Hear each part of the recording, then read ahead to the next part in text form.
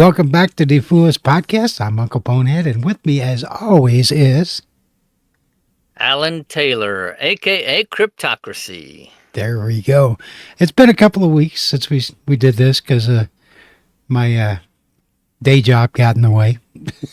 It happens. Imagine that, a day job getting in the way of having fun. Yeah. And doing what you really want to do.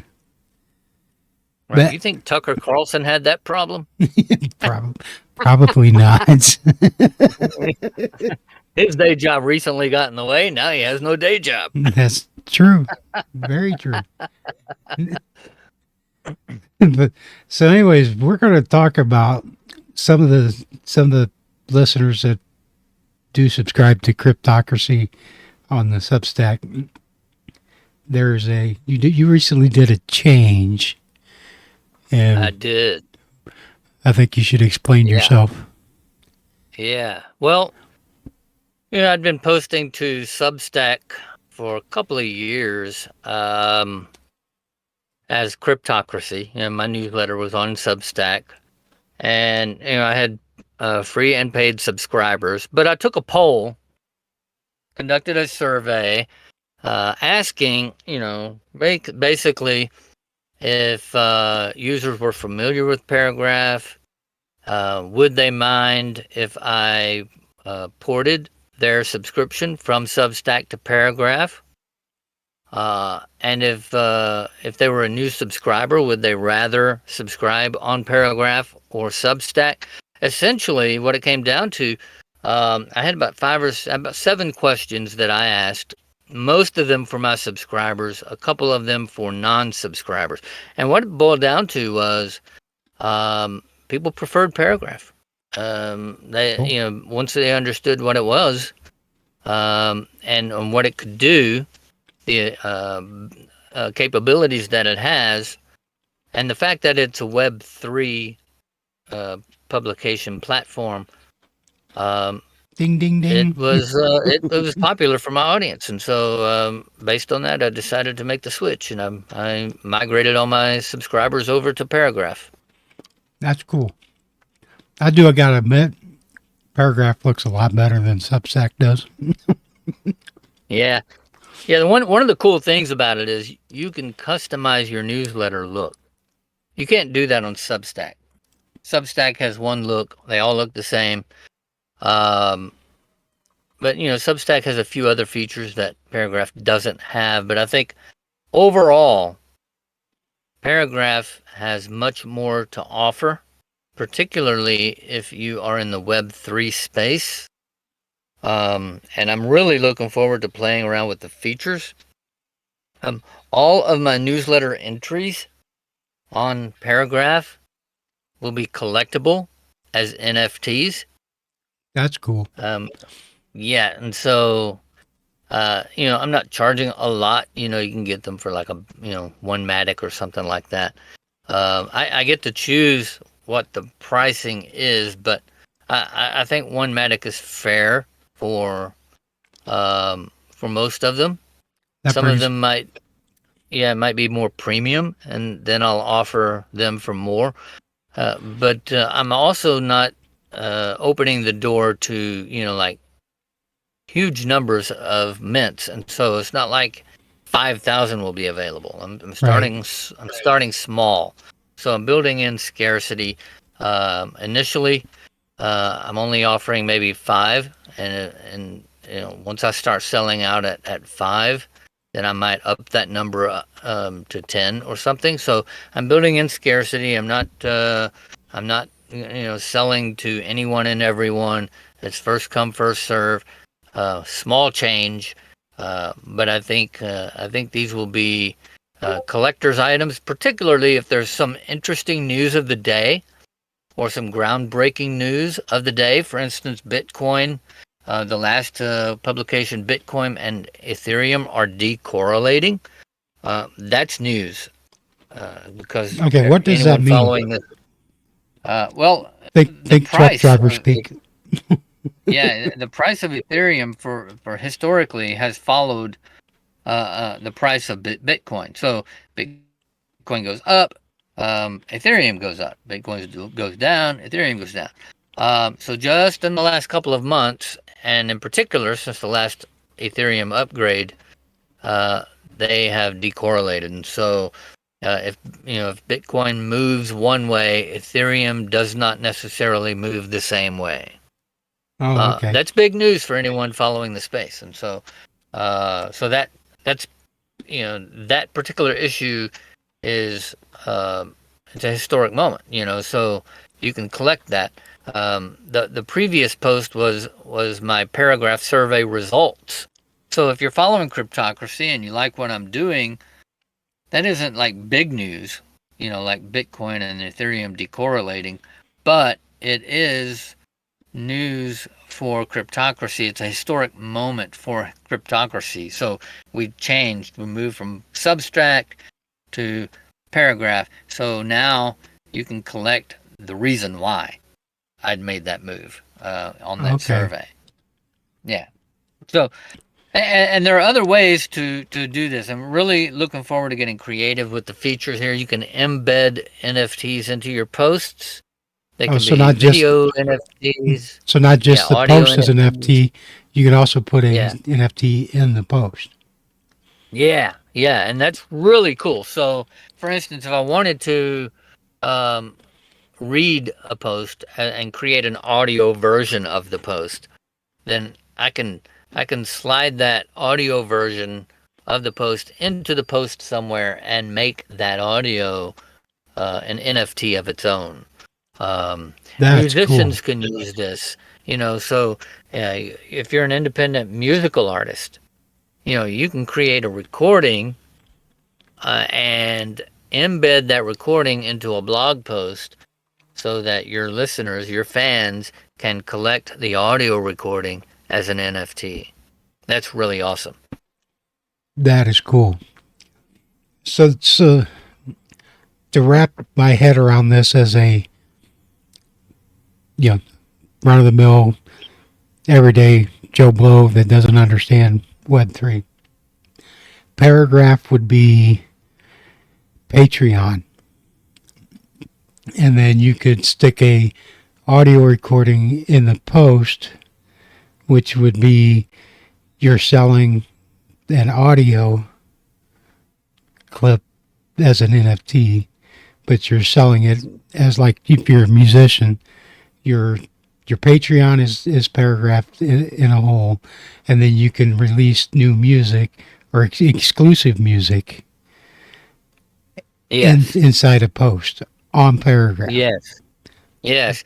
And you can token gate your content too. So for instance, if you wanted to create a post that was only available to people who held the token, okay, you can do that. You can create a token, they collect it, and you can create future posts that are only available to people who collected that previous post. Oh, that's really awesome. That's trippy. That is really awesome. So if you're writing a novel, for instance, you can issue the first chapter for free for public viewing, and anyone who collects that chapter could have access to the rest of the novel. Dude, that is cool. Isn't that really awesome? I love that feature. So you would basically get the whole book for just the first chapter. Yeah. So if you wanted to, depending on how many subscribers you had, if you had, let's say 150,000 subscribers, they might pay $20 for that first chapter and gain access to the rest of your book. That is cool. If you're a worldwide, known author, you could charge a premium for that first chapter. If you're just getting started, maybe you only charge a Matic or $2 or $3 or whatever, maybe $5, and gain access to the novel. And another cool thing is it's not all based on Polygon. So Paragraph will mint to several different blockchains, including Polygon, Ethereum, I believe Avalanche is one of them, Gnosis. So you have several options if Yeah. you're not tied to Polygon. Now, you've mentioned the Matic a couple of times. What is Matic? Is that I'm assuming that's a token. Is that like the Matic native is token of Paragraph? Matic is the native cryptocurrency of the Polygon blockchain. Oh, Polygon. So so one Matic is equal to just a little over $1 right now, and so it's Okay. very inexpensive. Polygon minting is a lot less expensive than Ethereum. The gas fees are less. Yeah, I've heard So ETH gas fees are really, really bad. yeah, they're amazingly high. And so, rather than, on Ethereum, if you wanted to move $20, it could cost you 12 Wow. or 15, it's amazingly expensive. So what happened, Polygon, along with a few others, it's what they call a layer 2 blockchain. So the gas fees are less expensive. Same thing with Optimism, it's a layer 2 solution. Okay. So yeah, so it's built on top of Ethereum, but then you pay less gas fees. Cool. Okay, so I just got to throw out this dad joke real quick. If you have eight Matics, is that in what you call an automatics? All right. It was on the tip of my tongue. I had to do it. I couldn't hold back. Sorry. That's good. Automatics. Automatics. I love it. Okay. Oh, you had whatchamacallit, a guest spot. You got interviewed. Yeah. Oh yeah. You're talking about NomadFury. Yeah, NomadFury. Yeah. Want to talk about how that went, or just Well, it say? went real well. In fact, if you go to the latest issue of Cryptocracy at paragraph.xyz, and the handle, / at Cryptocracy, and you click on Bitcoin and Ethereum are decorrelating, right in the middle there of that post is my interview with NomadFury. So we talked about Defluenced. He's got me listed as a co-host of Defluenced. Yep. And which is real cool. Yes, it is. You are. Yeah. I just want to say, how come he got a better picture of you than I did? Actually, I think that's more recent. That's probably why. See, I are. And I haven't updated. I just had to give you some crap about that. Yeah, no, good. No, that's fair. That's fair.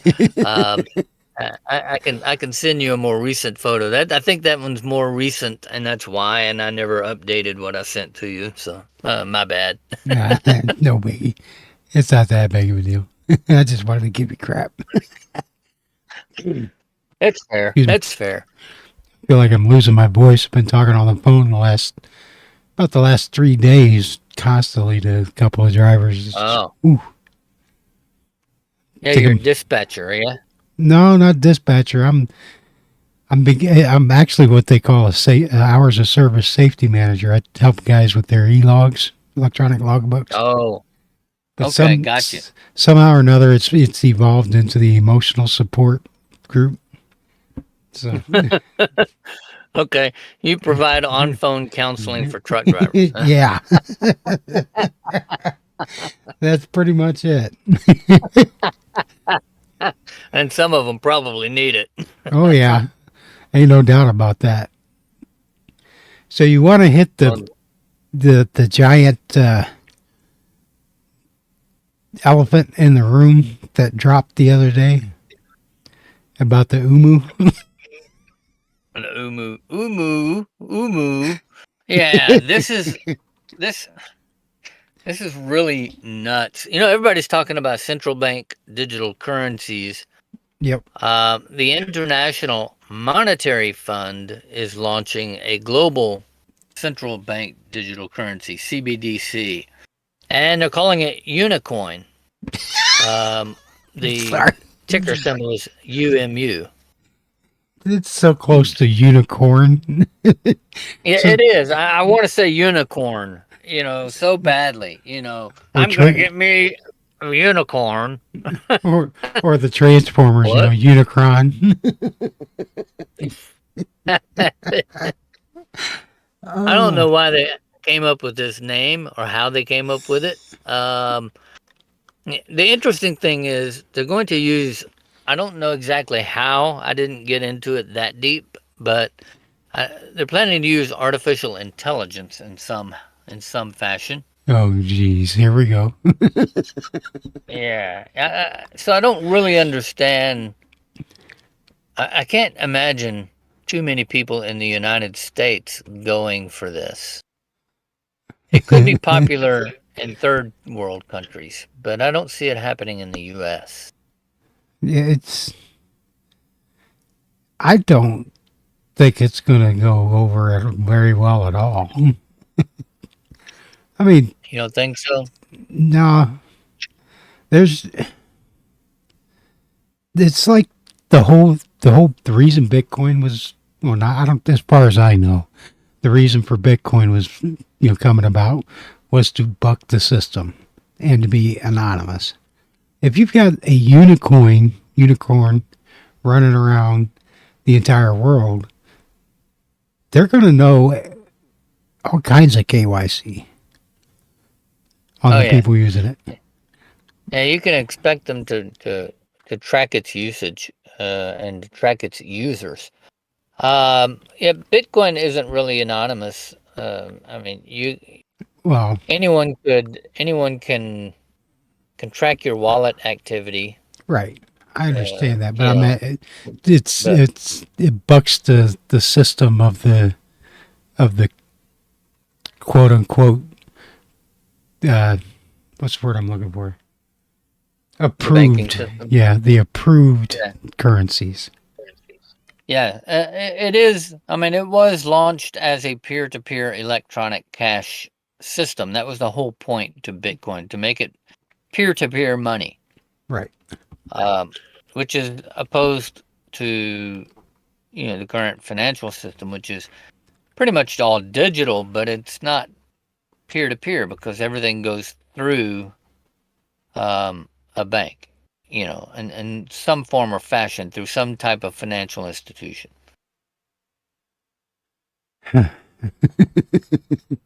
Yeah. And the whole Oh, AI thing. yeah, I don't understand what the whole idea is behind the AI thing, but I think there it is. I'm gonna name title this one Unicorns and AI. Unicorns and AI. ooh, ooh, ooh, and unicorns and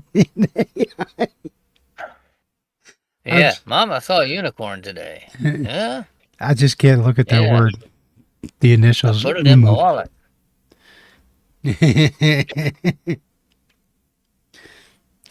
So, So, anyways, yeah. that's the deal. That's the deal with the IMF, which I'm not a big fan of, anyways. I mean, International Monetary Fund. What do they do? You know. Yeah. What other news you want to talk about? Well, let me see. Um, what else do we have? So we talked about Bitcoin and Ethereum. Oh yeah. Coinbase's CEO Brian Armstrong is calling for Congress to intervene in the SEC thing. The SEC's on a rampage now to get all of the crypto exchanges, right? Yeah, Uh, they don't like yes, competition. they've gone after Ripple. They're likely to take action against Coinbase, and because Coinbase received a Wells letter a few weeks ago, which is a clear indication that the SEC is looking at taking action. And so Coinbase is saying basically the Congress needs to get involved, pass legislation that defines the rules for cryptocurrencies rather than leave it to the SEC. I completely agree with it. I agree with that. If there's going to be rules and regulations, Congress needs to do it, not the SEC, because they're not elected by the people. They're appointed. Yeah, and you don't want the executive branch defining what the law is. Yep. The executive branch is to enforce the law, but they're supposed to enforce the existing laws. They're not supposed to make up laws to enforce. And so, if there's lack of clarity, then that needs to be defined by the legislative branch. Absolutely. So I'm totally on board with Brian Armstrong on that point. I've been saying it all along. If you read Cryptocracy, I do say it quite often. That Congress needs to get involved and start creating clear rules of the road for crypto firms, crypto exchanges, and cryptocurrency projects. Mm-hmm. They need some clear. And there are easy to There are read several stuff. pieces of legislation that are kind of working their way through, but it's a very slow process. In the meantime, the SEC pretty much has carte blanche to do whatever it wants. That doesn't mean that the SEC will win every case, but a lot of companies don't have the funding to fight the SEC. Coinbase does. Ripple does. But a lot of companies, smaller companies, aren't going to have that kind of funding and that kind of backing to be able to litigate. And so what they end up doing, many of them, is they end up settling with the SEC because it's cheaper than fighting this long drawn out lawsuit. Wow. You got on here, Tether is now almost fully recovered. Yeah. You have to refresh my mind. Yeah, Tether lost a lot of its value. And now it's on its way back up. We had, it was during the market meltdown, last year with all the scandals going on, with Terra Luna and FTX and all that. So Tether lost a lot of value, but now it's almost back to where it was before. Okay, that's what I meant. I was wondering what the almost fully recovered was. Yeah, well, it got drunk and fell on its face. It took a nap. Now it's feeling better.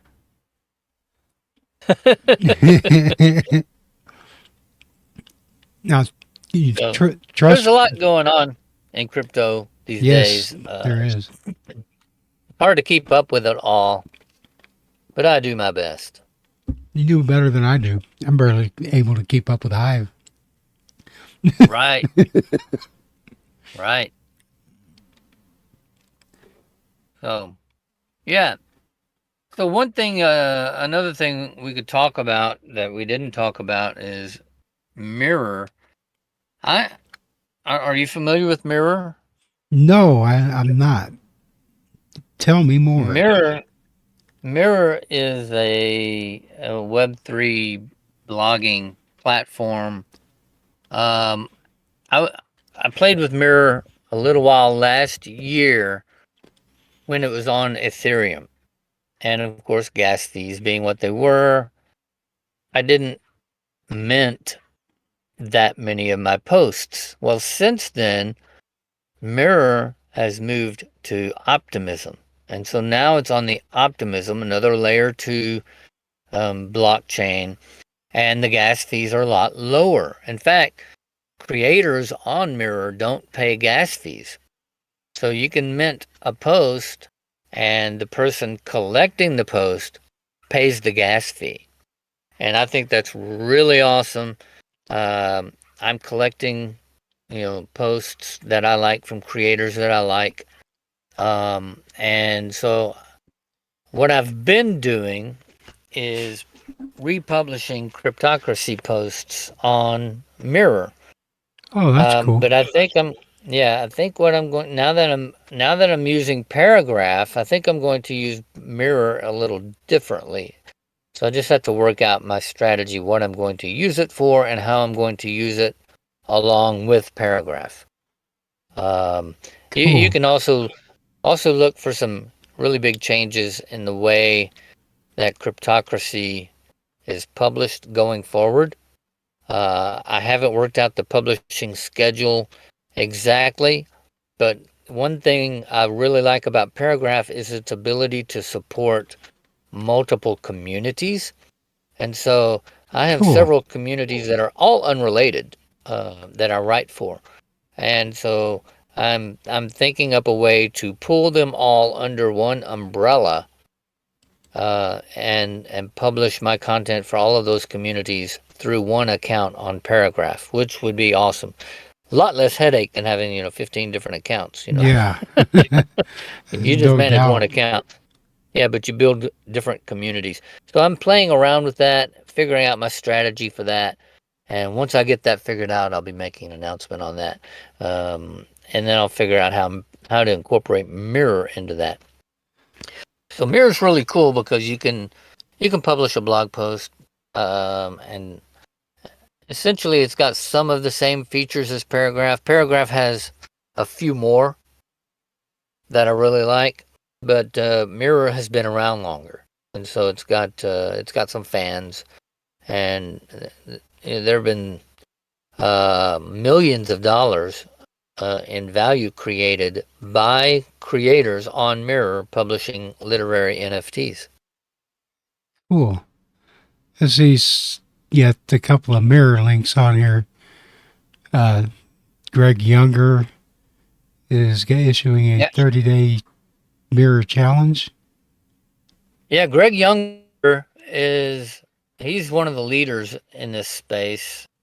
And I've been following him and collecting his posts, and I joined his community. What's really cool, what he does that I like, that I'm probably going to do with Paragraph rather than with Mirror, what he does is he has a Discord community. But to join that community, you have to collect one of his Mirror essays. Cool. And that's pretty cool. It's a token-gated Discord community. That is cool. Yeah, so I'm probably going to do something similar to that, but I'm going to do it on Paragraph. And then I'll incorporate Mirror in other ways. I'll probably have Mirror-only essays that I publish, and then I'll tell people how they can collect those essays and where and that kind of thing. But I'll figure out a way to do Mirror only essays. That's what I'm thinking about right now. That is cool. I like that. But I'm still going to continue using Hive. I'm not giving up on Hive. Well, yeah. Nobody's going to give up on Hive.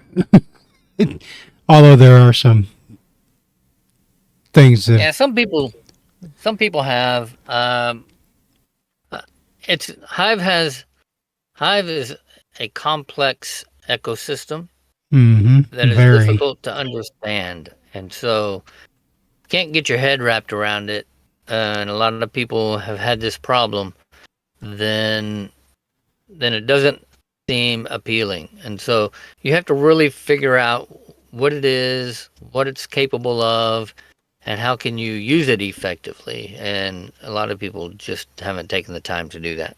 Right.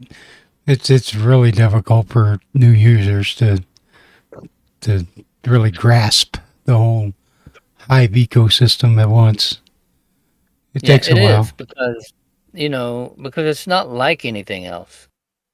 It took me a good 6 months before I even figured out, I don't have to go to all these different sites. I can just go to one. All right.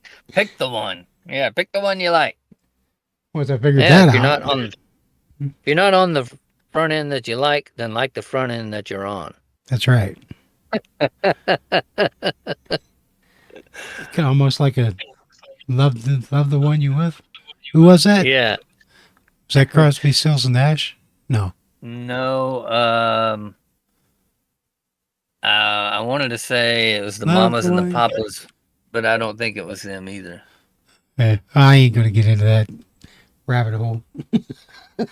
You know, you don't want to go down that rabbit hole. The '60s, love everybody.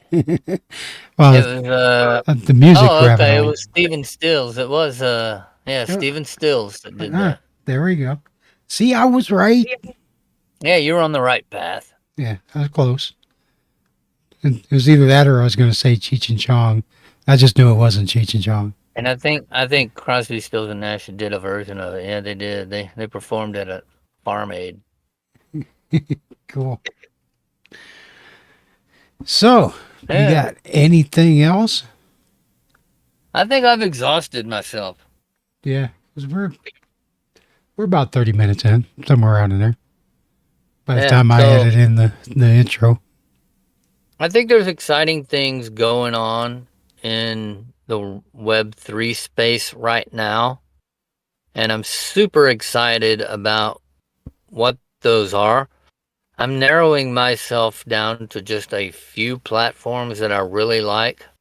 Hive is one of those. I'm gravitating toward Paragraph, and I'm using Mirror more. And right now, I would say those are my top 3 platforms. Cool. I'm going to start using Paragraph more, or at least, reading it more. Mainly because you're on there. Yeah, look into it. I think it does look a lot better.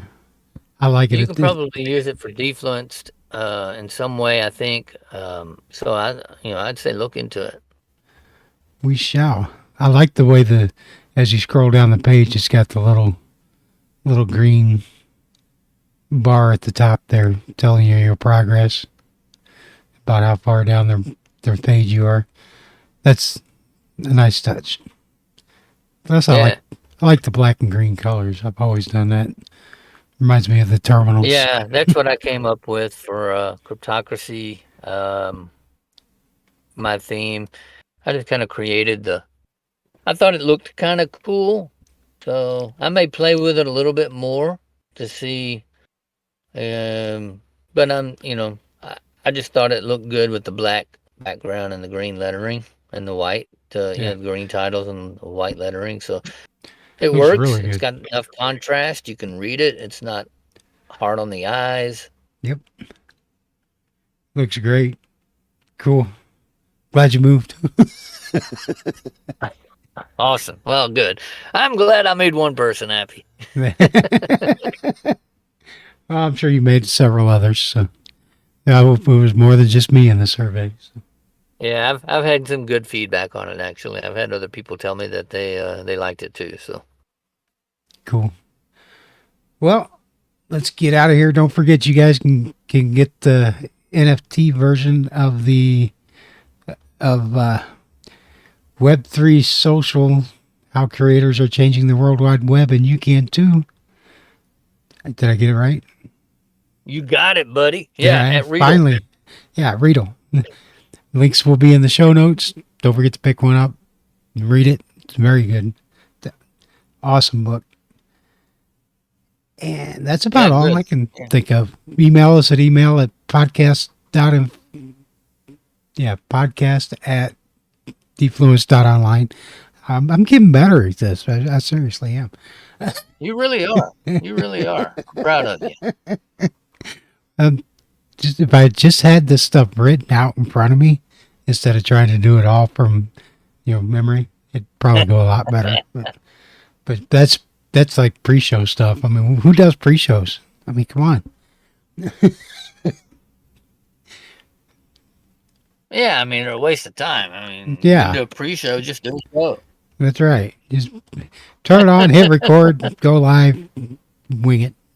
Best way to do it. So be good, y'all guys. Exactly. Y'all be good, be safe, and never ever stick your finger where you wouldn't stick your face. Ooh.